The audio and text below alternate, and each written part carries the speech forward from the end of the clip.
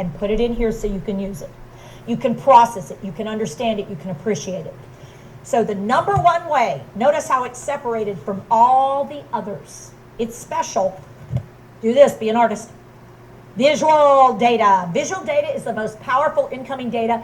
It is what human beings prefer, and it is what they want first in any way of collecting data. They want to see something first.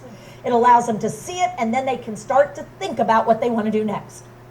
But what you see is the most powerful sensory input that you're going to get in your brain. But here's the interesting thing about vision. Show me what you see with. Point to what you see with. Here's what I'm going to tell you. Put your hand back here. This is where you process in your brain what you see. So brain activity in the occipital area, the back of your brain, is where you process visual input.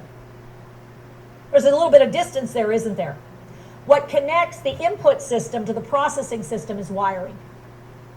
And in dementia, all wiring goes on the fritz and then dies. Just so you know. So there's a lot of wiring here, and it's complicated wiring. It's actually fairly complicated because how many eyes do you have? 2. So you've got to take in data from 2 eyes, integrate those 2 pieces of data, process it, and then make sense of it. So all that's happening in the back of your brain. I'll show you in a few minutes. There's a huge amount of your brain devoted to visual processing. It's huge. There's also wiring between what you see and some other parts. Second way that you get data in your brain, take your index finger. Oh, look at how it points to things. What you hear, auditory incoming. Auditory data is the second most important way that human beings get data into their brain. Auditory. But if you hear a sound off to the side, what will you immediately do? Look, because this is primary. This just alerts you to go look and see what it is you want to see. So when it comes to dementia, visual then auditory. People with dementia pay more attention and are getting more value out of what they see than what they hear. This is secondary, this is primary. Guess what caregivers like to do a lot though? Do this. Y'all love to run your mouth. You think they're paying attention to what you're saying. What they're doing is watching you when you're saying it. And they're picking up on your visual cues, but they're missing the content cues. Do this. So take the weapon that you've created, put it to your head, and pull the trigger. Because what happens is we think they're processing what we're giving them verbally, and what they're really processing is how we look visually and how we sound, but not necessarily the content. And because we're not on the same page, they're not getting this, they're getting this. We think they're getting this. This is not going to match. Who has to change? We do. So we have to use less of this and start with this. And learn to use visual more than auditory. Third way you get data in, auditory. Put your hands right here. Your temporal lobes. Both sides are involved, but they're very different. This side is very different than this side. How many ears do you have? 2. All forms of dementia, all forms attack the brain asymmetrically. It means it attacks one side of the brain more than the other. That's how it works. It hits one side and then it spreads more. So what happens in general, the left side of the brain is generally attacked sooner and faster and more devastatingly than the right side of the brain. We don't know exactly why, but most patterns of dementia attack, you're going to see more on the left than on the right. Left, right, language areas, but they're different. We'll come back to that in a little bit. Third way that you get data in your brain, take that middle finger, drop it down, and touch it to the back of your other hand. Now this is actually complicated, and this is one of the most complicated, and it also takes up a lot of brain space. This is sensory motor. You feel something, you do something, you do something, you feel something. They're wired together so that when you feel something, if you like it, you do more of it. If you don't like it, you stop doing it. So when you feel something, you do something to change or encourage or facilitate what you're feeling, and if you don't like it, you don't do it anymore. Here's the biggest challenge of dementia care. Turn to the person next to you. And if you will come up this time for me, Sharon. Thanks. All right, now what we're going to do is eliminate vision, and we're not going to talk. Okay, so we're taking away 2 of the ways that you would normally be able to get data into your brain, and I'm just going to use that third way. Go ahead and do that so you get the feel of what it feels like when you're doing this. So you can already tell where I'm going with this. This is not a good one to start with because most people are not fond of the idea of starting an interaction like this. And I do this particularly so you'll start to get the idea. No touching until you've done a visual, verbal, and only then are you allowed to do the touch. You got to make sure they come together. So here's what we're going to do. You close your eyes. People with dementia, put your hands behind your back because I want you to feel incredibly vulnerable. Put your hands behind your back, Bonnie and Ellen. That's what this disease does. It robs you of skills, so you suddenly are pretty vulnerable. And you thought you were confident. Actually, open your eyes and watch. Okay, so caregivers, here's what you're going to do. You watch me and do to them what I do to my person. Okay, y'all should have your eyes closed. There should be no peeking. Notice how many of you opened them up to see what I was up to. Yeah, they're sneaky like that. Okay, you ready? We're going to use these. Okay, you ready?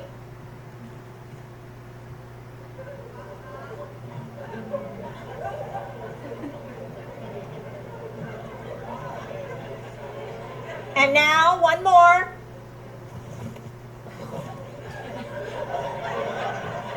Now, I'm going to pause you. Okay, so we're going to get a chance to do that now. So, why don't we spread out a little bit. Emily, why don't you come here? And Mel, you're going to close your eyes with your hands behind your back. Bonnie and Emily. Okay, so Lisa and Lucas, go ahead and do as I do to your partner. Okay? He's like, no, Mom. No. Okay, so I think we got the point there. Okay, go ahead and open your eyes. Okay, so what happened for you that were living with dementia in that exercise? You don't know what's coming at you. Okay? If I didn't know if it was Lucas, I would have been totally. Right, because you just didn't know, Yeah. you wouldn't have known who it was. Right. You didn't know what was happening. Or No. what? Yeah. Okay, so how did I that sort make of you feel in a safe environment here. Well, that helps, yes, 'cause you know where you are. So how do you think that makes you feel? You just have no control. Yeah, totally vulnerable. Yeah, Vulnerable, no totally. control. Okay. So turn to your partner that you were just with, and you can just join in their discussion. What did you find yourself wanting to do, and why do you think you felt the way you did? Just discuss with each How other. did that make you feel? I wanted to. I wanted to open my eyes. Yeah, I wanted to know what's gonna I was happen. laughing because it was tickling I me, but wanted then to I be was able like, to it was weird. have some control over the Yeah. situation. Yeah. Yeah. Which then I made definitely me wanted to get away realize from you. Sorry. you lost it. The control. Said it was gone. It's gone. Yeah. So then you're constantly reminded that it's gone. Okay. I don't think I'd like that at all. So can you share that last thought with us? Because I want to make sure I heard the right thing.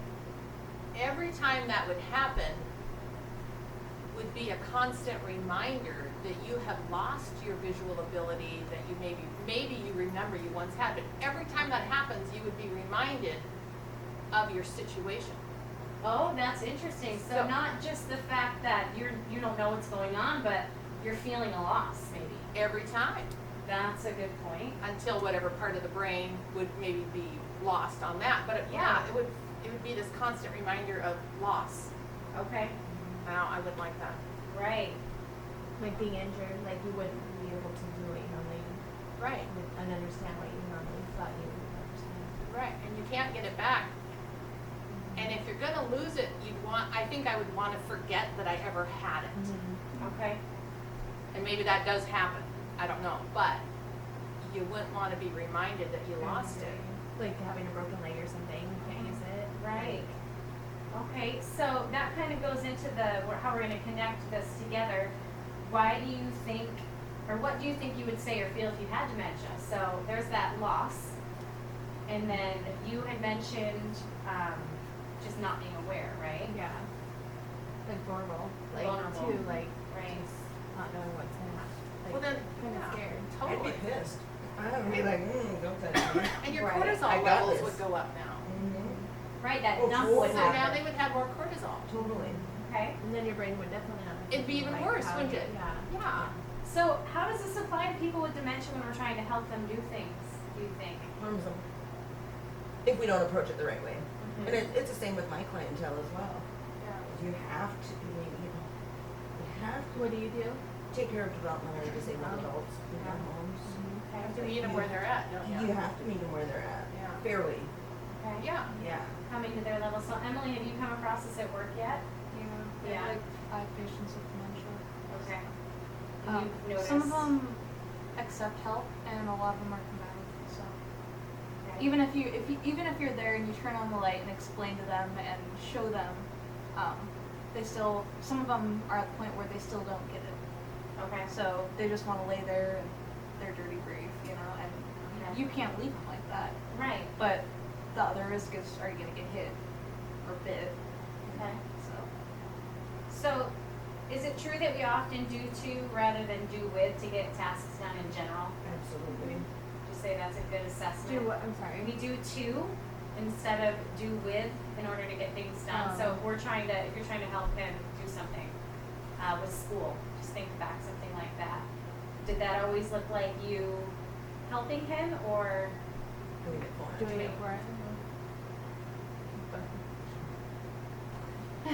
He's like, you had to point that out, right? Not to bring He's it like, come on. I think it was 50-50. Okay. Like, but yeah, Right. or Okay. like it depends on if I'm in a hurry or not. Right, I was gonna say time plays into it. Exactly. Yeah. And I'm sure you've seen that at work. Yeah. 'Cause you Where gotta get you stuff have to done. get things done. Yeah. Have you noticed a difference though when people are approached differently? Yes. There's a difference in how the reaction is met. Okay. All right. So we're gonna watch that next thing. So and if you have any questions or anything you wanna just write it down and we'll have a spot to talk about questions.